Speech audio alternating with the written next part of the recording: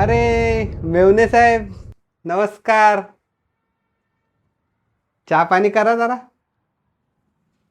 कसली दळबदरी खानदान आहे का तुमची? तुम्ही त्याला का बोलता? अले ले ले ले ले राग आला, राग आला. अरे बापरे, हे बघ, मी घाबरलो. हे मी घाबरलो, मी घाबरलो.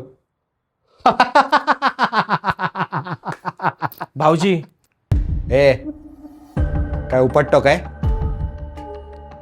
इथं राहायचं असेल ना तर मी बोलतो तेच करायचं. आणि जर कोणाला पटत नसेल,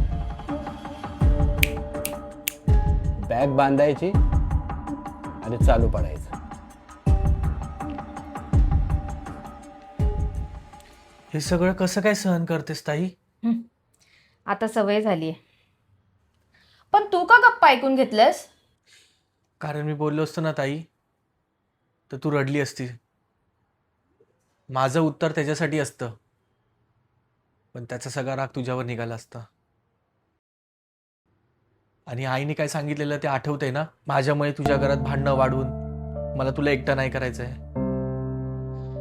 ते चिडतं तेव्हा भीती वाटते रे, पण राग शांत झाला तर प्रेम पण तेवढंच करतात.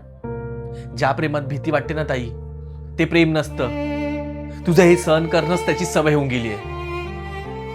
आज नाही, पण ज्या दिवशी तू बोलशील ना बस झालं, त्या दिवशी मी लहान जरी असलो ना तरी तुझ्या पुढे उभा राहीन.